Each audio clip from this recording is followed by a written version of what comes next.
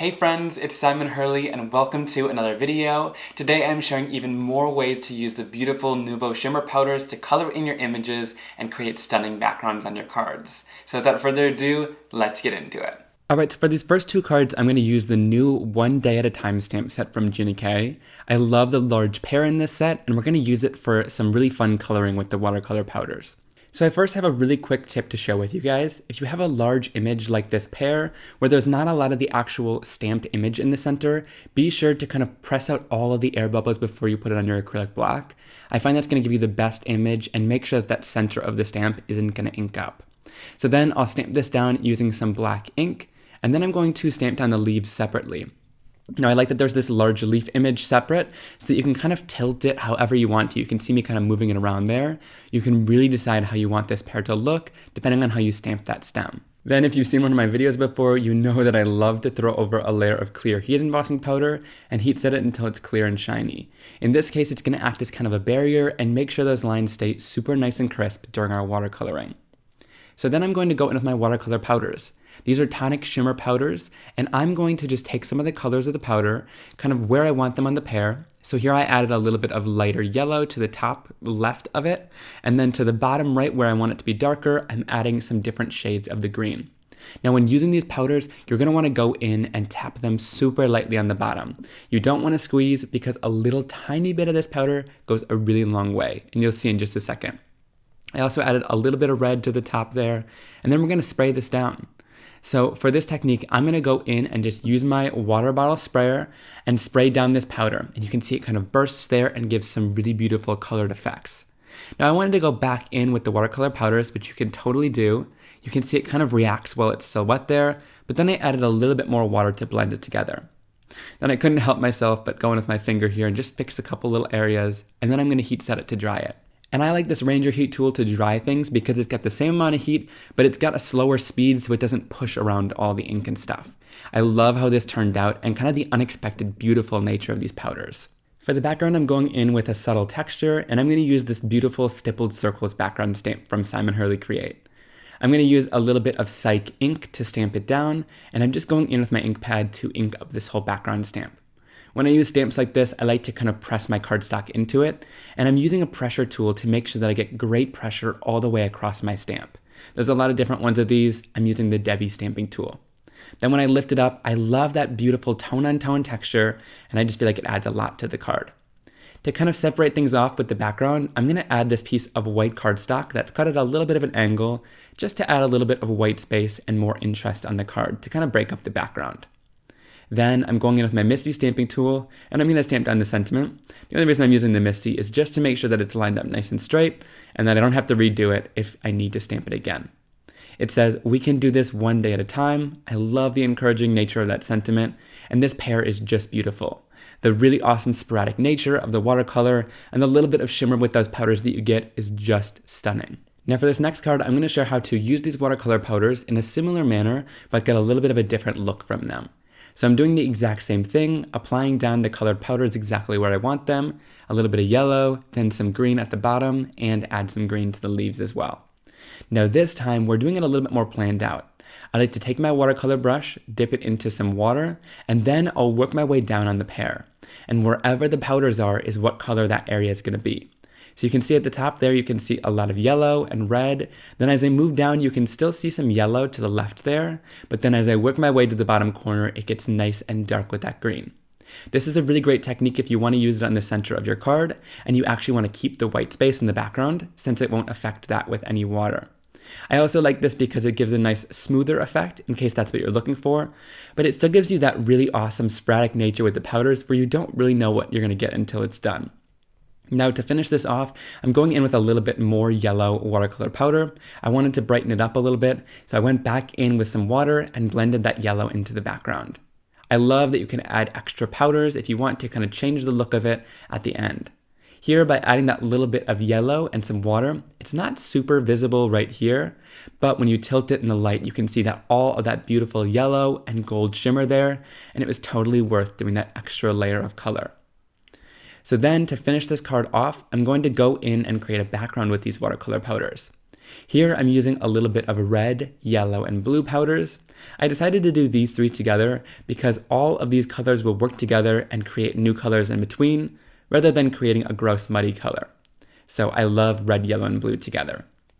Then I'm using a little bit thicker of a watercolor brush and doing a similar technique that I just showed you. But this time we're not coloring inside of a stamped image. I'm actually going to take this brush and make stripes across my card in kind of a diagonal manner. I'm using my brush to make some thicker stripes, and then going in to make some thinner stripes to almost create a sort of pattern on my card. I love doing this, and again, the really questionable nature of what color you're gonna get, but it ends up being this beautiful streaks of several colors in one, and it's just stunning. Now once that's dried, I'm gonna go in with a little bit of Sukewang double-sided adhesive. You can use any strong double-sided adhesive here, and I love that this comes in different widths, so we're kind of matching it up with the same areas of those stripes by adding down this adhesive. Now this is going to be a great spot for foiling, because your toner foil is going to stick to any area where there's any adhesive. So I'm just peeling off those strips, and then I'm going to bring in my foil. Here I'm using a little bit of the glimmering gold foil from Gina K and Thermoweb. I love this color and the kind of cool fractal pattern that it has in it. Now with this, you're going to want to press it down smoothly onto the surface, and then go in and press a little bit more firmly on each area where those tape lines are, just to make sure that it's all nice and stuck down. I also went in with my bone folder and made sure to just kind of burnish that foil into the adhesive. This isn't super necessary, but I just wanted to make sure it was nice and stuck down. Then when I peel this off, you'll get those beautiful stripes of foil, and you can do this with any adhesive or glue just by adding the adhesive down, and your toner foil is going to stick beautifully. So then I'm going to go in and add the pear onto the front and center of that card. I like how those stripes really ground that off. And then I'm going to add a sentiment down using the new Winter Branches stamp set from Gina K. I love all of the amazing, encouraging sentiments inside this. There's a wide variety. And I'm going to go in and do a little bit of heat embossing. So I'm going to ink this up with some clear, sticky Versamark ink, stamp it down onto my black cardstock, and then I'll throw over a layer of my white embossing powder. I love doing this heat embossing on black cardstock. I find that it makes the sentiment really stand out on cards where there's a lot of color going on and things like that. This will make it pop. So I add that right on top of that pear there with some foam tape, and that finishes off the card. I love that background that we created with those to get that variegated colored stripes and the really awesome watercolor technique on the pear. For these last two cards, I'm going to show you kind of a 2-for-1 technique using these powders. I'm going to use this large slimline flower die from scrapbook.com. I really love it. And I'll run that right through my die cutting machine. It's going to cut out this really beautiful pattern, and I'm going to use it as kind of a stencil today. So I'm taking another piece of my stark white cardstock, cut down to the same size, and adhering that temporarily together. Then I'm going to go in with my watercolor powders, and instead of doing kind of a blend of colors here, I'm going in and making each flower kind of a separate color.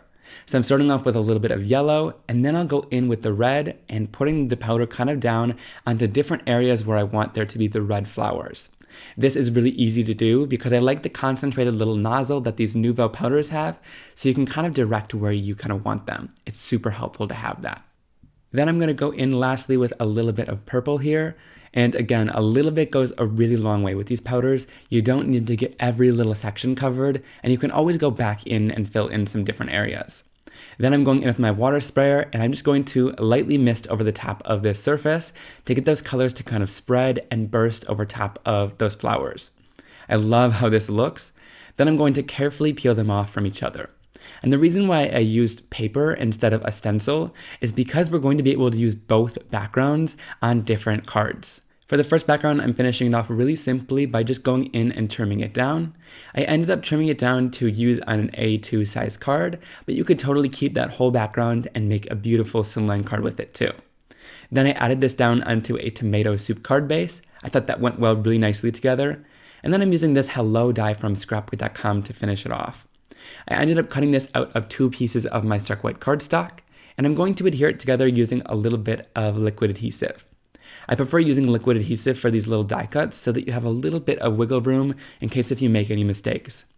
To kind of line things up, I like to press those dies together, and then I pick them up and I kind of lightly pinch the little areas together. So you'll see with those L's, I lightly pinch it together and it'll line them up and make sure that they're both in the exact same area. That's my tip on how to get these die cuts really nice and straight.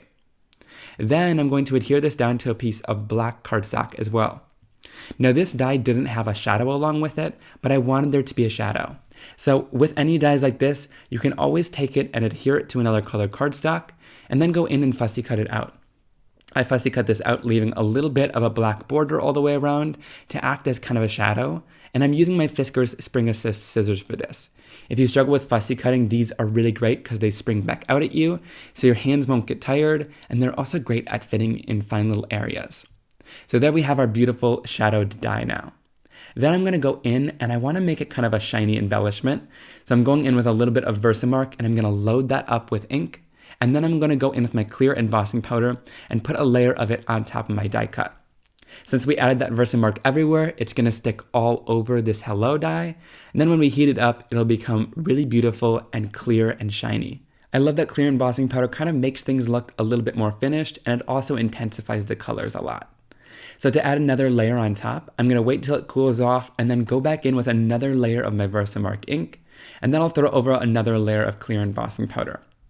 Then when I heat set this, it'll kind of become even shinier and it'll create a thicker layer of that embossing powder.